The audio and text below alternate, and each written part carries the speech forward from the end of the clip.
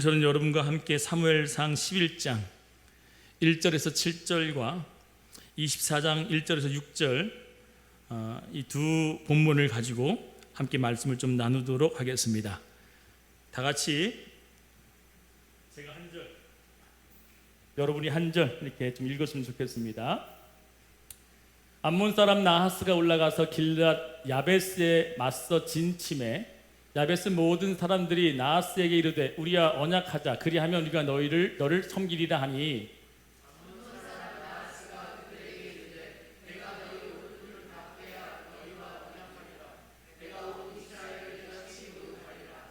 야베스 장로들이 그에게 이르되 우리에게 이레 동안 말미를 주어 우리가 이스라엘 온 지역의 전령들을 보내게 하라. 만일 우리를 구원할 자가 없으면 내게 나아가리라 하니라.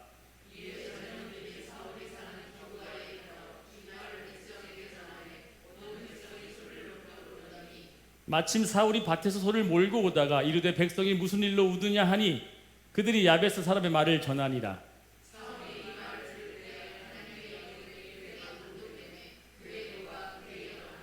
한 결의에 손을 잡아 각을 뜨고 전령들의 손으로 그것을 이스라엘 모든 지역에 두루 보내어 이르되 누구든지 나와서 사울과 사무엘을 따르지 아니하면 그의 소들도 이와 같이 하리라 하였더니 여호와의 두려움이 백성에게 임하매 그들이 한 사람같이 나온지라. 아멘.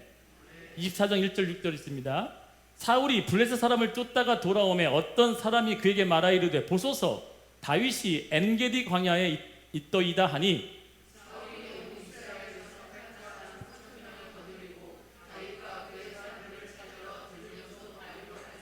길가 양에 우리의 이른즉 굴이 있는지라. 사울이 뒤를 보러 들어가니라. 다윗과 그의 사람들이 곧 굴 깊은 곳에 있더니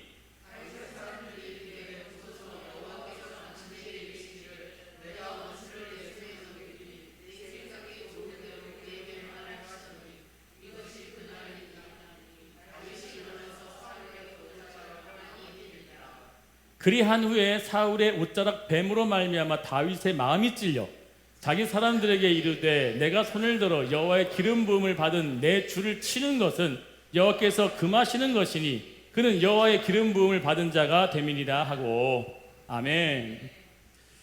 오늘 저는 여러분과 함께 사람의 뜻과 하나님의 뜻의 결과라고 하는 말씀을 좀 나누도록 하겠습니다.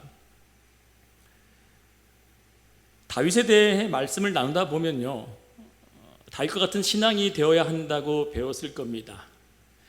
오늘 이 말씀을 준비하고 잠을 청한 후에 눈을 떴는데 5시 20분에 깼어요. 다시 뒤척이면서 잠을 잘려다가 잠이 안 오는 거예요. 다시 혼자 거실에 앉아서 오늘 원고를 다시 한번 읽어봤어요. 읽는데 이 말씀 나한테 하는 말씀이었구나를 깨닫게 됐어요. 그래서 이 말씀에 대한 선포가 여러분께 선포를 하는 것이 과연 합당할까? 이 목사에게 말씀을 하신 하나님의 음성을 여러분에게도 함께 들려줘야 될 필요가 있을까 했지만 그냥 이 목사의 귀에 또 가슴에 울렸던 말씀이라고 한번 들어보시면 여러분들에게도 은혜가 될 거라고 믿습니다. 모든 신앙인들이 다 똑같을 수 없고 하물며 자란 배경과 환경과 상황, 성격, 또 그가 가졌던 어떤 배경, 지식 다 틀리기 때문에 다윗처럼 되라, 이거는 억지죠. 우리가 다 어떻게 다윗처럼 됩니까? 다윗처럼 되라고 하는 설교를 듣다 보면 안 되면 우리는 어떻게 하게 되죠? 실망하죠. 낭망하죠. 그러나 다윗처럼 되기보다는 저는 여러분에게 이렇게 설명하고 싶습니다. 다윗 안에서 일하신 하나님을 봐라. 그것이 진정한 메시지의 포커스가 아닐까 싶습니다. 한 인간이 하나님 앞에 위대한 인물로 설 수 있었던 진짜 이유는 그 사람의 온전한 성품과 그 사람이 가졌던 재능, 그 사람이 가졌던 어떠한 마음가짐에 따른 것이 아니라 하나님이 그 안에 심어둔 하나님의 속사람, 생령, 즉 성령으로 말미암아 그 사람이 하나님의 사람이 된 줄 믿습니다. 여전히 저는 2주 전에 있었던 일 때문에 마음이 괴롭고 힘들고 어려웠습니다. 성경책을 집어들고 과연 이 성경책을 들고서 제가 이 단위에 서야 하는 것이 옳습니까? 할 정도로 낭망의 극심에 빠졌어요. 도무지 어떠한 환경 때문에 흔들리고 넘어지는 이 연약한 모습 때문에 부끄러워 짝이 없었습니다. 여전히 저도 환경과 상황과 사람의 요동치는 연약한 존재라는 사실이 또 한 번 드러나는 거죠. 하나님만을 바라볼 수밖에 없다라고 이야기를 하면서도 정작 내 눈에 보여지는 것, 내 귀에 들려지는 것으로 상심하고 낭망하는 이 연약함에 하나님, 뭐 이런 자를 하나님 쓰십니까? 뭐따라 이런 종을 통해 이 목회 현장을 걸어가게 하십니까? 저에게 더 많은 사람을 맡겨뒀으면 어떡할 뻔하셨어요? 그래도 몇 명 되지 않는 사람들 놓고 그나마 이 사람들을 영향을 준다 해도 소수니까 괜찮겠지만 그래도 저 정말 부끄러워요. 여러분, 다윗은 이 시대를 비교해서 살아가는 인물 중에 누구나도 닮고 싶어 하지만 저 역시도 닮고 싶었던 한 사람의 인물로 다윗을 설교를 참 많이 했지만 오늘 본문을 선택하고서 이 내용을 보면서 여전히 내 뜻과 내 생각과 내 모든 시선과 내 초점은 여전히 사람에게 집중되어 있었다고 하는 사실이 또다시 드러나는 일이었다는 겁니다. 사무엘상 16장 6절과 7절을 보게 되면 너무나 잘 알고 있듯이 우리는 흔히 이렇게 생각을 합니다. 하나님은 각 사람의 마음의 중심을 보시는데 그 중심이 내가 먹었던 어떠한 좋은 마음 또한 동기 또는 어떠한 선한 마음을 품은 것으로 하나님께서 일하시나 보다라고 생각하는 이 착각을 좀 제가 깨고 싶어요. 저 역시도 그런 생각을 가지고 지금까지 걸어왔던 9년의 시간차 늘 하나님께서 낮추시고 더 낮추시는 이유가 과연 무엇일까라고 하면서 퀴즈 천막불을 붙였지만 답을 찾지 못했어요. 그런데 오늘 새벽에 이 본문을 보면서 또 이 성경을 읽고 다시 이 원고를 들여다보면서 이게 나한테 하시는 말씀이었네? 난 또 한 번 실수할 뻔했구나 라고 하는 생각을 들었습니다. 설교 말씀은 제가 들어야 될 게 아니라 얘가 들어야 될 게 아니라 내가 들어야 될 말씀인 줄 믿습니다. 사무엘상 16장 6절에서 7절 그들이 오매 사무엘이 엘리압을 보고 마음에 이르기를 여호와의 기름 부으실 자가 과연 그 앞에 있도다 하였더니 사무엘이 하나님의 선한 왕을 뽑기 위해서 하나님의 지시대로 갔던 그 마을에 도착했더니 아들을 7명을 줄을 쫙 세웠어요. 첫째 아들을 딱 봤더니 키가 훤칠하고 인물이 뭐 장동건 뺨칠만한 아주 멋지게 생겼단 말이에요. 하나님께서 제대로 보냈나 보구나, 이 사람을 정말 인물로 세우시나 보다 해서 그에게 안수를 하려고 딱 했더니 하나님께서 그는 아니다, 나는 외모로 사람을 취하지 않는다. 둘째를 봤더니 둘째도 잘생기고 훤칠해요. 그도 아니라는 거예요. 마지막 7째까지 다 지나갔는데 이 중에는 없다는 거예요. 이 사무엘이 묻습니다. 혹시 너희 가족 중에 또 다른 남자아이가 있느냐? 형제들이 머리를 극적극적 긁습니다. 그때 아버지가 이런 얘기를 합니다. 네, 있긴 하는데 그때 성경에 아주 유익하게 우리에게 정확한 표현으로 쓴 단어가 있어요. 있긴 하는데 하면서 그의 이름을 불러준 것이 아니라 그의 이름은 다윗입니다라고 하면 좋은데 이런 표현을 씁니다. 네, 있긴 하는데 그 녀석은 하카톤. 이 하카톤은 뭐예요? 매우 보잘것없는 연약한, 우리가 사람으로 치지 않을 만큼 부족한 쓸모없는 존재라고 하는 하카톤이라고 얘기를 다 해버리는 거예요. 그가 있긴 하는데 그 하카톤이라고 하는 녀석은 지금 저기 목자로서 양치고 있어요. 그를 데리고 와라. 그를 데리고 오기 전까지 난 식사하지 않을 테니 얼른 데리고 와라. 그리고서 7절에 여호와께서 사무엘에게 이르시되 뭐라고 얘기합니까? 나는 사람의 용모와 신장을 보지 아니하며 사람들이 보는 것처럼 보지 않는다. 나는 외모를 보지 않고 뭘 본대요? 중심을 본다는 거예요. 이 중심은 레바브라고 하는 단어인데 이것을 원어로 해석해서 우리에게 가장 이해듣기 편하게 얘기한다면 속 사람이에요. 내가 아닌 또 다른 나의 사람. 즉 이것을 또 다른 얘기를 하자면 하나님이 심어둔 양심, 때로는 뭐라고 얘기할 수 있어요? 하나님의 영이라고 얘기할 수 있다는 거예요. 우린 때로는 어떤 죄를 범하고 잘못을 범하면 내 가슴 속에 쿵닥쿵닥 뛰면서 내 마음을 콕콕 찢은 무언가가 있을 거예요. 그것이 바로 하나님이 심어둔 속사람, 그 중심이라는 거예요. 모든 인간은 하나님의 중심이 있어서 어떠한 죄악을 범물고 어떤 잘못을 범하면 그 안에서 내 안에 사인을 주는 그 사인의 기능을 할 수 있는 하나님의 중심을 집어놨다는 거예요. 이 다윗은 그 중심이 늘 하나님 앞에 온전히 하기 위해서 살아갔다고 하는 인생이었다는 겁니다. 여러분, 저는 단 한 사람의 다윗과 같은 사람으로서 여러분들에게 제시해서 여러분들 중심을 그렇게 먹어야겠죠 라고 하는 이야기를 한다고 하면 모두 다가 불편을 겪을 수 있고 또한 어려운 숙제를 내준 것과 똑같습니다.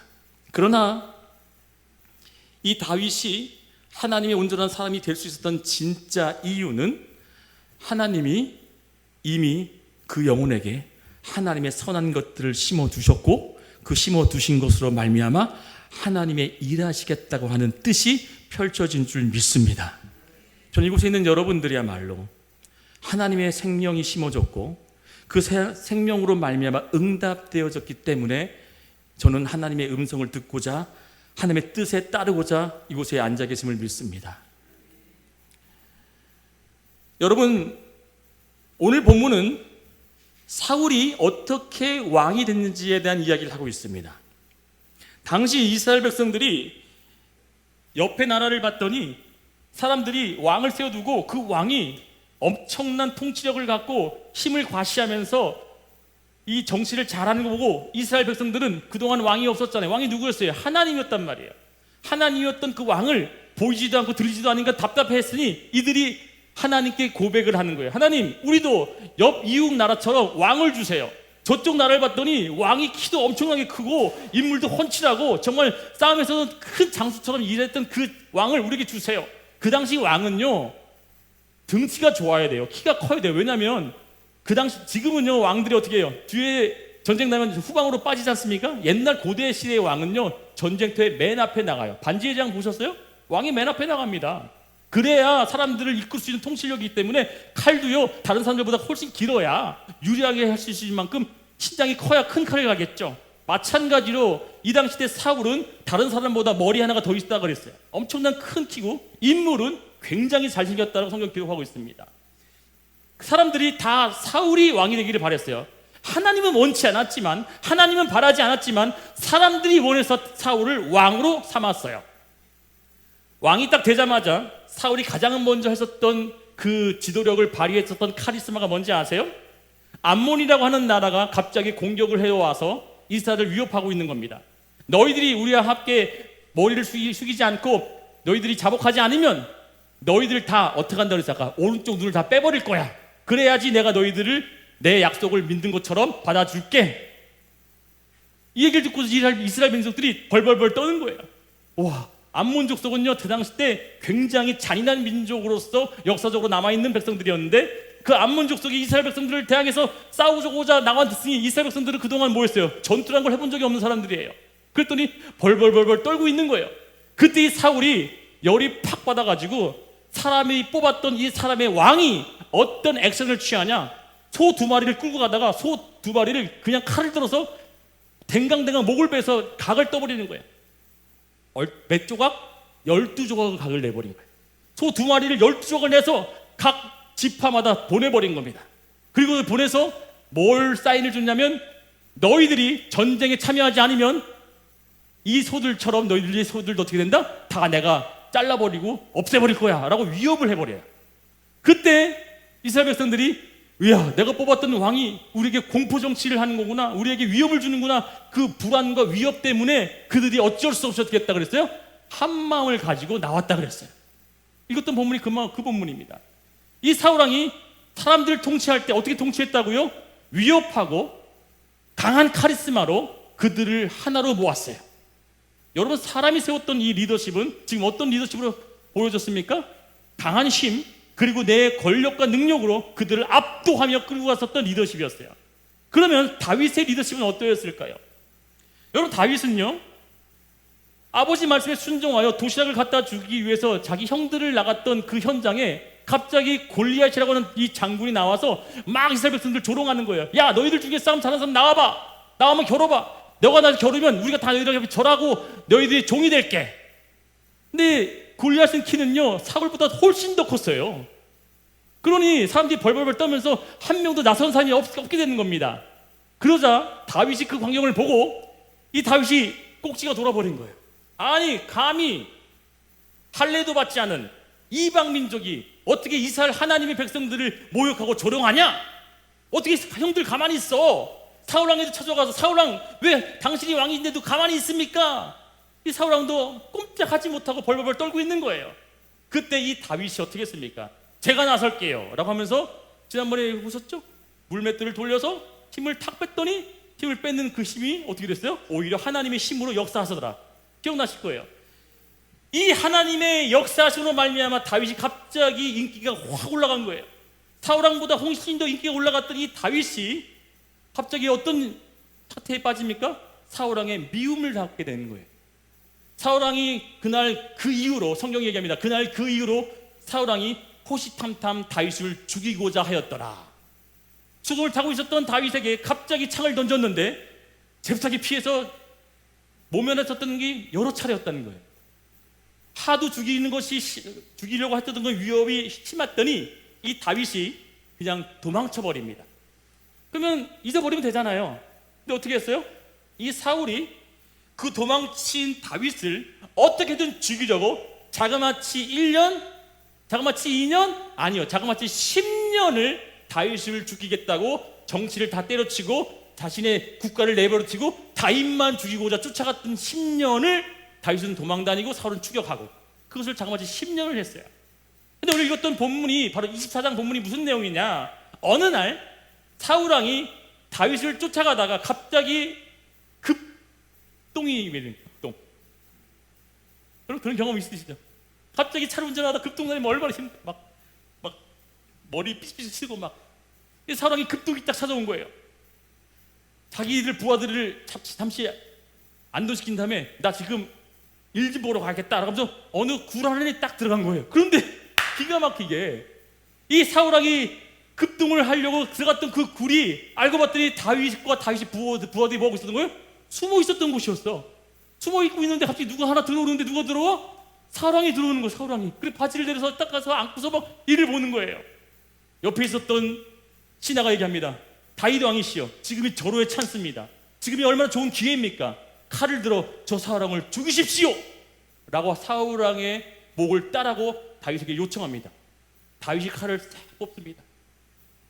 살금살금 찾아가서 사울에게 향해서 칼을 들이대는 것이 아니라 그가 잠시 벗어둔 옷에다가 살짝 옷자락만 살짝 베어서 나와요. 그리고 또 한 번은 또 이런 것도 있었죠. 그가 잠자고 있었던 숙소에 들어가서 뭘 해요? 물동이를 갖고 나오죠. 여러분, 다윗은 하나님의 뜻에 의해서 세워진 사람이고 사울왕은 사람의 뜻으로 세워진 사람이고 이 둘의 차이의 결과가 분명히 나타나는 것이 과연 무엇일까? 우리는 사람을 볼 때 이렇게 생각할 때 있습니다. 저 사람은 정말 하나님과 함께하는 사람이구나 라고 하지만 그렇지 않게 될 때가 있고요.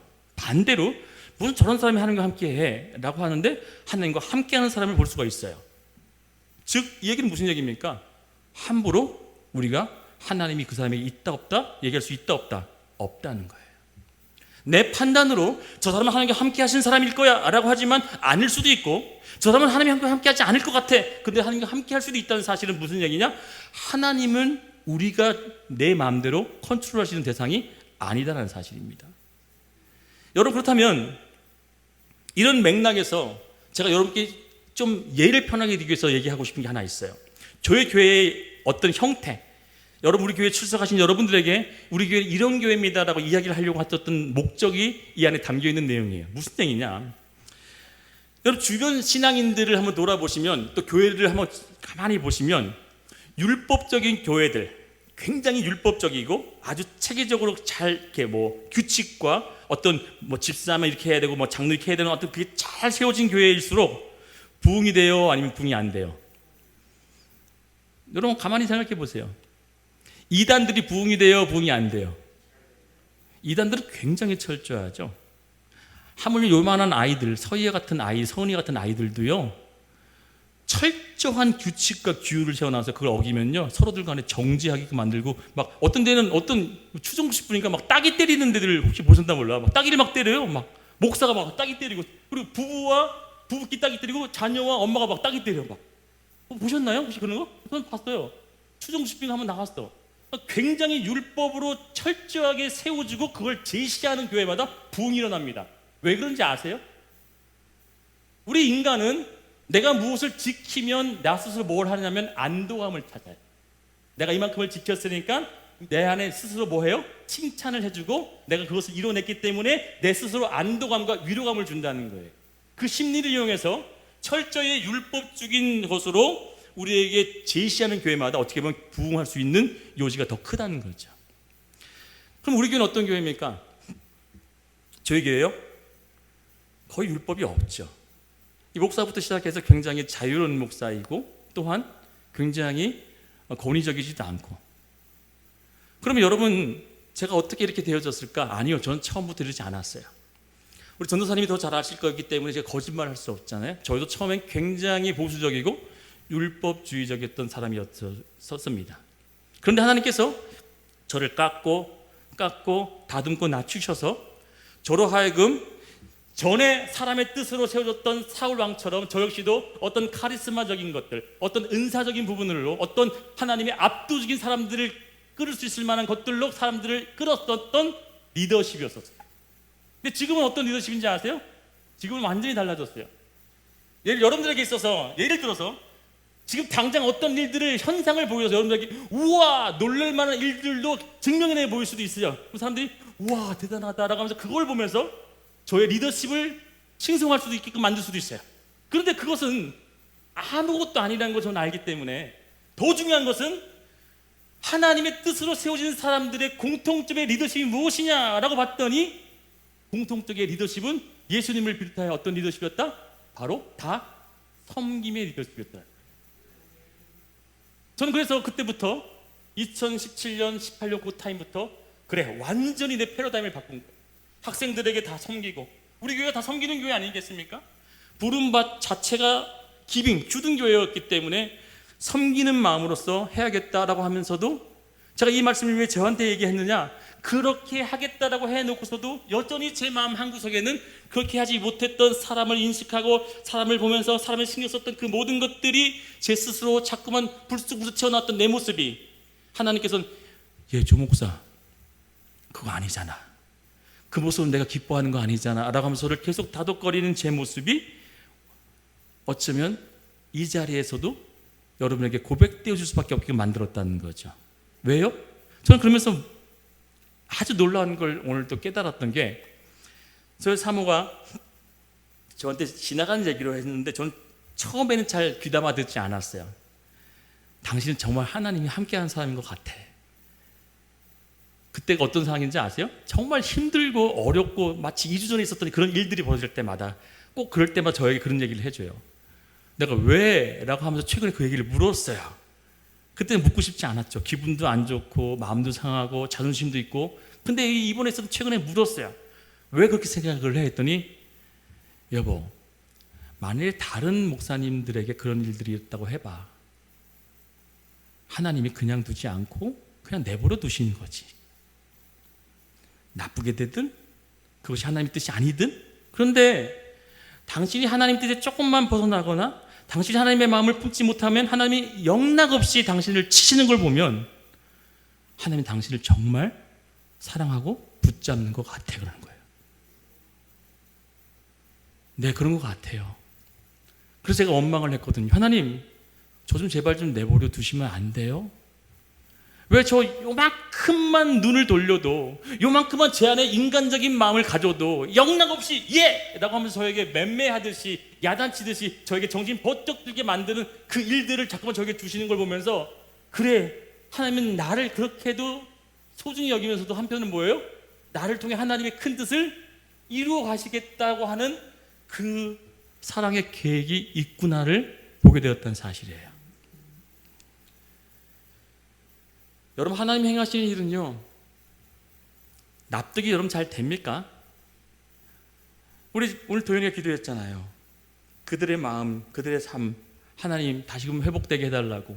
이 목사도 그런 마음 가질 수 있고 충분히 기도할 수 있지만 막상 그 일을 겪게 되어지는 당사자 환경은 굉장히 버겁죠. 힘들죠. 내가 왜 이런 일을 당해야 될까라고 하는 원망도 들죠. 그런데 여러분 보세요. 저에게 각인되고 항상 알려주는 하나님의 뜻이 하나님의 방법대로 끌고 가는 그 길이 어떻게 우리에게 펼쳐지느냐면, 여러분, 이스라엘의 총리가 될 수 있는 요셉이 그의 꿈처럼 꿈대로 이루어지는 과정 속에 어떤 과정이 있었습니까? 어떤 과정이 있었어요? 잘 알죠? 구덩이에 빠졌고요. 그리고 어떻게 해요? 팔려갔고요. 그리고 어떻게 했어요? 억울한 누명 써서 감옥에 갔고요. 그 감옥에서도 자신의 은혜를 잊고 망연자실, 실망했던 인생을 보냈던 사람이었죠. 여러분, 모세는요? 여러분, 다른 다윗은요? 얘기할 수 없는 많은 사람들이 하나님이 그들을 쓰기 위해서 가장 먼저 뭘 하셨다는 거예요? 낮추고 낮추시더라. 할렐루야. 그러니까 저도 어쩌면 5년 전만 해도 저는 여러분에게 이런 모습으로 서 있지 않았을 거예요. 기고만장해서 제가 가졌던 스펙, 제가 가졌던 어떤 능력, 제가 가졌던 어떤 하나님의 있었던 노하우와 경험이 마치 여러분들을 이끌어내는 데서 당연한 것처럼 인식되어지면서 그것을 마치 뿌듯한 나의 어깨에 견장으로 세우고 살았을 것 같아요. 그런데 이것이 이제는 영락없이 아무 쓸모없는 것처럼 여겨지는 이 상태와 환경이 자연스럽게 제가 저렇게 낮아지게 만드는 환경을 주면서 더더욱 뭘 의지할 수밖에 없게 만들었어요? 하나님밖에 의지할 수밖에 없게끔 만드는 그 길로 모는 걸 봤을 땐 그 길은 힘들었어요. 어려워요. 고통스럽지만 그 자리에서 하나님 정말 끌고 가는 거 맞죠? 라고 하는 그 마음을 먹을 때 어떤 믿음이 생겨날까요? 그래, 이 길이 혹시라도 잘못되더라도 그 길은 누가 인도하는 길이다? 하나님 인도하신 길이기 때문에 저 따라갈 수 있겠어요 라고 하는 고백이 나오다는 거예요. 상상을 여러 차례 해봐야 될 것 같아요. 여러분, 로마서 5장에 보게 되면 이런 얘기 있죠. 뭐가 인내를 낳는다 그래요. 뭐가 인내를 낳고 인내가 뭘 낳고, 이거 아세요? 환난은 인내를 낳고 인내는 연단, 변화되어짐을 낳고 변화되어지면 소망을 이룬다 그랬어요. 할렐루야. 그럼 환난이, A라고 하는 환난이 저기 딱 주어졌어요. 예, 저에게 주어졌죠. 주어졌어요. 이걸 통해 제가 연단을 받고 인내를 강하는 거야. 인내. 내가 이걸 갖고 뭘 하고 있을까? 막 힘들어서 막 전전긍긍하는 것이 아니라 인내를 하게 됐더니 어느 정도 갈고 닦아지고 연단되어져서 이 모습이 되었습니다. 그러면 자, A라고 했었던 어떤 환란이 다시금 내가 이렇게 변화되어진 이 시점에서 오면 이거 이길 수 있을까 없을까? 이길 수 있는 거죠. 왜요? 그럼 저요, 이 A라고 했었던 게 이제 B의 환란이 겪어서 또 인내하고 힘들어졌어. 근데 또 이만큼은 돼서 이만큼 왔어. C라고 하는 환란이 온 게 아니라 A나 B가 왔어. 이길 수 있을까 없을까? 이기는 거예요. 할렐루야. 무슨 얘기인지 아세요? 하나님은 우리를 소망을 이루게 하기 위한 그 단계로 끌고 가기 위해서는 반드시 필요한 도구가 뭐다? 환란을 던져주신다. 어느 누구도 환란을 피하겠다라고 하시는 그 사람은 히브리서에 정확히 얘기합니다. 그는 사생자니 친아들이 아니니 내가 그들에게 질기하지 않는다 그래요. 내가 잘못 가더라도 그래 마음대로 살아. 네가 잘못을 벌이고 있는데 그냥 네 마음대로 살아 라고 한다면 그게 부모가 아니라는 거죠. 즉 이 목사가 조금이라도 내 마음껏 사람의 생각으로 무언가를 해보려고 했었던 것들, 내 시선과 내 마음이 사람이 많아졌으니 좋겠구나라고 하는 그 작은 기대의 소망조차도 하나님은 가차없이 넌 하나님만 바라봐야 될 사람인데 왜 사람을 바라보니? 라고 하는 그 시점에 영락없이 제 고개를 하나님께 돌릴게요 라고 하는 마음을 가져야 되는데, 하나님 그래도요 라고 하는 제 연약함이 자꾸만 고백되어질 때 하나님은 그래 그것까지 용납해 줄게가 아니라 하나님은 더더욱 나를 낮추셔서 완전한 연단의 그 존재에서 뭘 이루겠다고? 소망만을 바라볼 수 있는 자, 어떤 환란이 와도 하나님 저는 소망을 이룰 수 있어요 라고 하는 그 자를 만드신다는 거죠. 할렐루야. 어떠한 환란이 와도 그 환란을 겪을 때 나는 소망을 바라볼 수 있는 단계까지 나아가는 것으로 만든다면, 내게 주어진 A, B, C, D, E, F, G, H까지 있는 모든 환란이 내게 주어진다 할지라도 우리는 절대 소망을 잃지 않는 존재로 세워짐을 믿습니다. 왜요? 사울왕은 하나님이 세웠던 사람이기 때문에 어떻게 결과가 되어지는지 제가 얘기해 줄게요. 그는 마지막까지 칼이 자기 목에 들어올 때까지도 자기의 명예와 자기의 그 어떤 뭐라 그러죠? 생각이 안 나네. 채통. 자기 채통을 지키기 위해서 사람들을 인식하는 거예요. 그래서 어떻게 해요? 내가 죄진 건 알긴 아는데 사람들 앞에 내가 창피당하면 안 하니까 사람들 있는 데서 그래도 하나님 앞에서 이렇게 응답을 해주면 좋겠습니다라고 사람을 계속 인식해버려요. 하나님은 그 사람이 이미 버렸다 그랬어요. 근데 다윗은 10년을 도망 다녔는데도 불구하고 화가 나가지고 내가 저 사울을 죽여버려가지고 내가 왕이 돼버려야지라고 하는 그 인간적인 생각을 가질 수도 있음에도 불구하고 이 다윗은 자기를 쫓고 힘들게 했던 그 환란을 어떻게 받아들였냐? 하나님이 세우신 하나님의 종이었기 때문에 하나님의 뜻이 이루려면 하나님이 원하신 대로 이루어지는 것이 하나님의 뜻이야 라고 받아들였다는 사실이에요. 저 역시도 지금 이 상태, 이 환경이면 하나님의 선하신 뜻이 분명히 있기에 그것을 뭘로 받아들여야 된다? 소망으로 받아들이는 자가 되어질 때 하나님이 일하신다는 사실이에요. 우리는 지금 갖고 있는 어떤 환란을 보면서 그 환란이 자꾸만 내게 고통을 주고 아픔을 주고 힘드니까 그것을 버리고 치우려고 하다 보니까 뭐가 이루어지지 않는 거예요? 인내가 없어지는 거죠. 인내라는 것은 곧 우리를 깎고 다듬고 우리를 잘 만들어서 어떤 환경이든 소망을 이루는 자들로 세우시고자 하는 하나님의 뜻이 담겨있는 이유인데, 우리는 이 환란을 마치 나를 괴롭히는 악의 도구로 본다는 거죠. 아니요, 악의 도구가 아니라 여러분, 요셉을 괴롭혔던 것들, 다윗을 괴롭히고 모세를 괴롭히고 하물며 예수님을 괴롭혔던 그 모든 자들이 뭐였어요? 하나님의 도구였다는 사실이죠.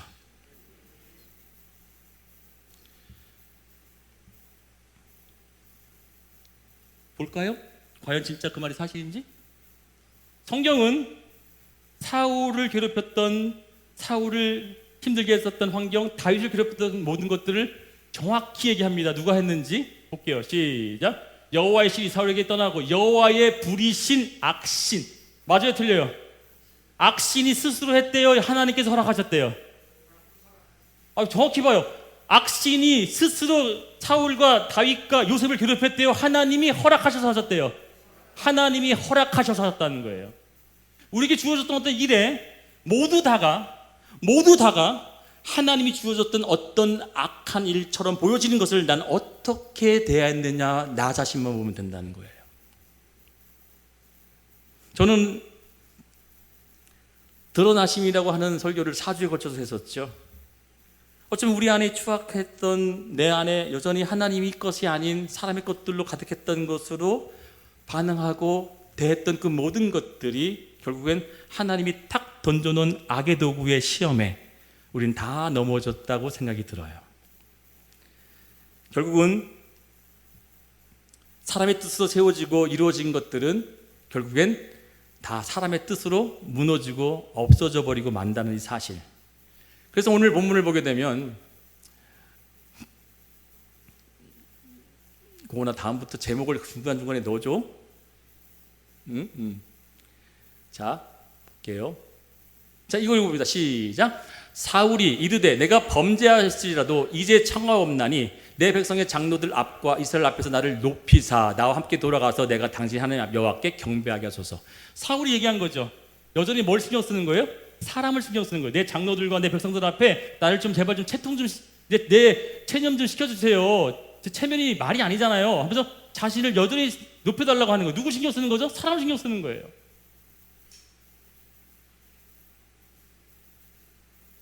저는 2주간 동안 어쩌면 여러분들이 섭섭했을 수도 있어요. 목사님 뭐 하시는 걸까?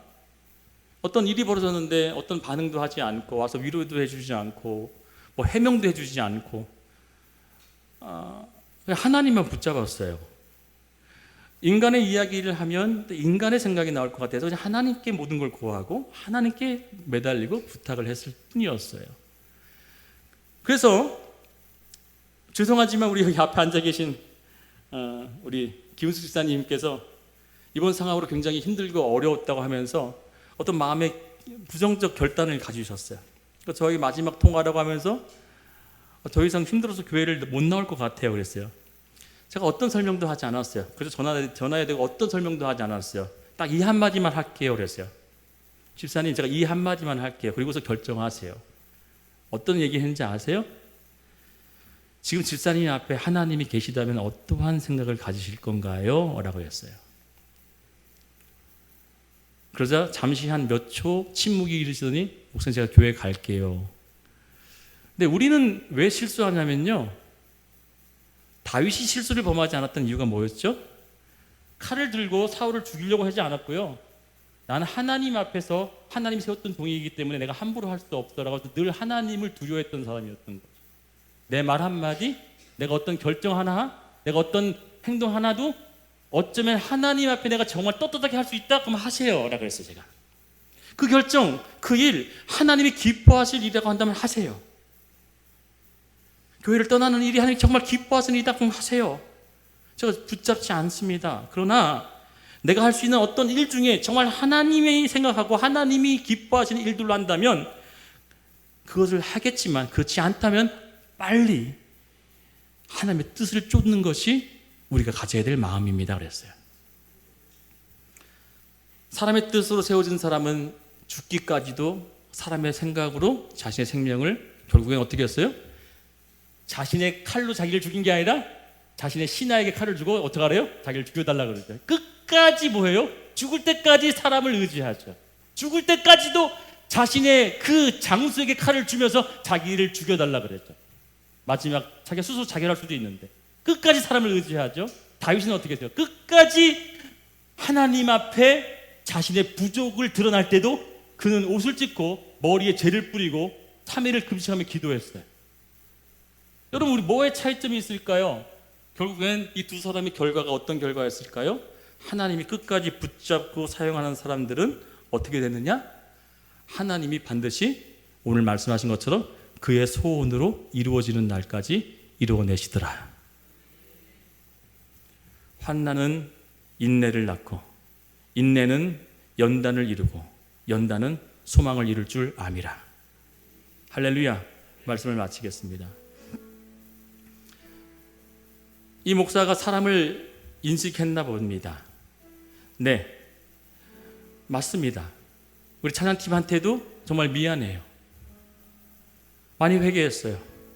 사람들이 오는 것 때문에 사람들에게 잘 보이기 위해서 그들에게 아픔을 줬고 그들에게 마구 요구했었던 제 연약, 내가 사람을 신경 썼구나, 내가 이걸 놓쳤구나. 사람이 많이 오기 위해서 분주했었던 그 자리를 만들었던 이 목사의 부족, 내가 여전히 사람을 신경 썼구나. 성도가 한 명씩 앞에 들어갈 때마다 그전에도 이보다 더 없음에도 불구하고 저는 하나님만 바라봤던 사람이었는데 사람이 많아지니 뭘 보는 거예요? 하나님을 놓치게 되어지는 이 목사의 중심이 흐트러지더라는 거죠. 그러면서 하나님을 더 의지하고 붙잡았던 그 시간이 점점점 사람에게 쏠려졌던 이 모습. 하나님의 영나가 없어요. 이 목사야, 넌 나만 바라봐야 되잖아. 사랑하는 여러분, 여러분도 똑같이 하나님은 하나님만을 바라보기를 원하실 것입니다. 내 주어진 환경, 상황, 거기에 매여 있는 여러분들을 하나님은 오히려 딱해 하시고 안타까워하시고 하나님의 손으로 돕고 있다는 이 사실을 알면 오직 내 아버지, 내 엄마라고 하는 그 하나님만을 붙잡는 온전한 신앙이 될 줄 믿습니다.